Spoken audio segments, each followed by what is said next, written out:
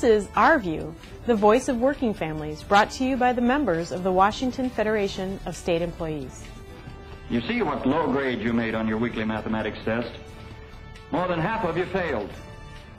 Most of those who passed just got by. Nobody had 100%. This is the poorest class I've had in a long, long time. As we go to press, Federation members were considering new contracts. We got these contracts through determined bargaining and member participation, holding rallies up to the final days. Here are scenes from a typical rally at Harborview Medical Center, where we again demanded a fair contract.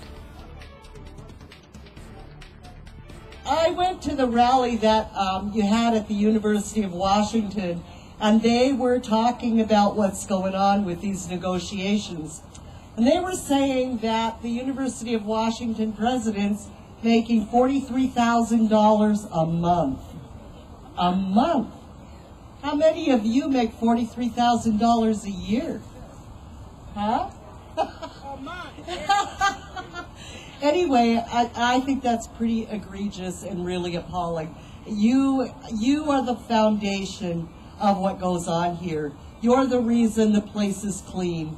You're the reason the food is safe to eat. You're the reason the patients are cared for. You're the reason the community is secure. You're the reason for all of that. They could not provide this first-class facility without the hard work that you do. They got a university president that is making world-class wages, and you got a football coach that's making nationally recognized salary for putting a nationally recognized team. And what's wrong with having world-class workers at the facilities that's actually making this program work? What's wrong with that? What's broken in this picture? I know we got a tough fight. We've had a tough fight. I know a lot of people have had a lot of issues we're trying to work on, even with this current contract. Hang in there. Keep supporting us. We keep supporting you. We do the work here at Harborview. We serve the patients here, and we like our jobs. We come here every day faithfully, and we do the work. None of our patients are complaining about what we're doing. But what we have is an administration that shows us no respect, that says that they can walk over workers, that they don't have to pay us a fair wage, and that's not right. And when the president of the university, when he can make $40,000 a month, it is not right. Because no schooling should get you $40,000 a month. And trust me, I've been going to school and I've been trying to get that $40,000. It ain't happening. Brothers and sisters, I'm here to tell you that the building trades stand firmly beside you. We honor the work that you do, and we stand here in unity with you and your struggle. Your trip on Washington freeways is made easier by Federation members who watch traffic flows and look for dangers as they develop across the state. One zone of I-5 is watched from a DOT building near Parkland.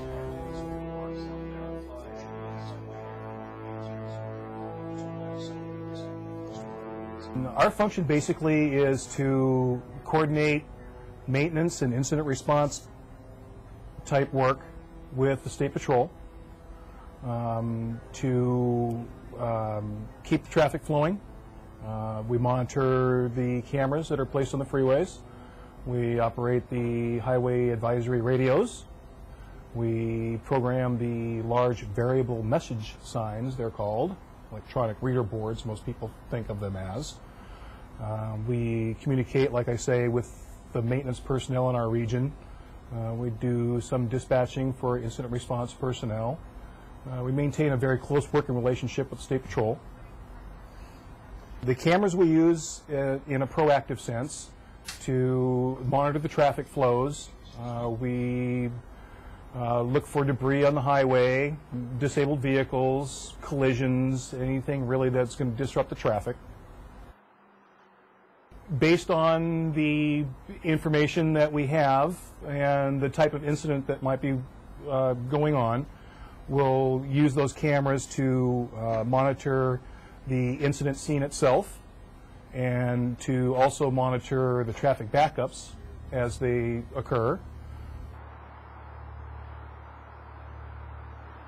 What we can do to help motorists expedite their travel is to warn them of upcoming problems in regards to what may be ahead of them on the road as far as debris or collisions or disabled vehicles, anything that happens to block the highway. We can put that information up on variable message signs and reader boards. We can broadcast that information on the AM band that you can receive in your car through what we call highway advisory radio. You may have seen those signs on the road, says tune radio to a certain frequency for highway information. We transmit on a daily basis public service messages, but then we change that messaging to reflect whatever the current conditions may be in regards to the highway as well. We will occasionally come across the stray pedestrian who happens to be walking up and down or perhaps even across the highway. Of course, anyone who's spent any time driving up and down the freeway knows that there's always a bucket or a tarp or a tumbleweed or something that blows out there that we'll monitor. And we use a combination of on-duty maintenance personnel, the guys that go out and just work on the guardrails and put up signs and that sort of thing. Those individuals and what we call incident response team. Those are the guys that may help you out with a gallon of gas if you need it, or push you off the highway if you become disabled in the lane of travel, that sort of thing. I think one of the best things that motorists could do to help expedite their travel is to remain focused on driving the vehicle rather than speaking on their cell phone or eating their breakfast or searching the floorboards for the next CD they want to listen to. Avoid the temptation to become distracted by visual things on the road, a collision on the other side of the freeway, or the trooper that happens to have a violator stopped on the shoulder, that sort of thing. When you're passing or approaching maintenance workers or construction workers on the highway, to slow down, give them as much space as you possibly can. Move to another lane if it's possible, or give them just as much space as they possibly can get. Labor Day was a time for a Labor Council picnic in Tacoma. This day has a history we will continue to honor.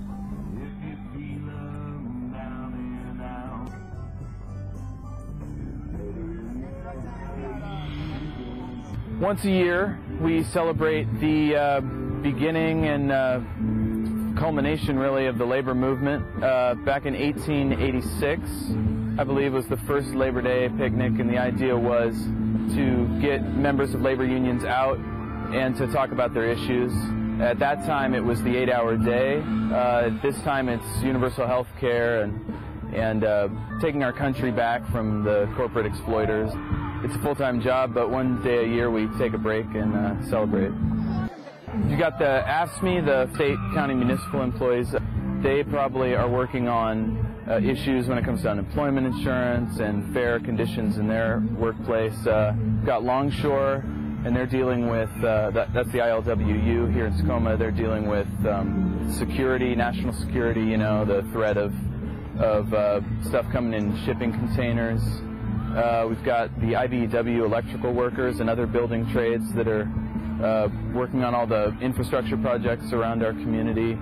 And then there's government employees like us, letter carriers, who, you know, we've got all sorts of different interests, but we all come together on a few, and those might be universal health care, spending our government resources wisely. Reversing privatization is a big one for us because a lot of federal service has been privatized to private contractors. You might have heard of Halliburton or Kellogg Brown and Root. Well, we have similar problems in the Postal Service, like giving work to contractors to save money, quote unquote, but it doesn't really pan out. A look at our union history. Here's Ross Rieder. We've said this before, but it bears repeating.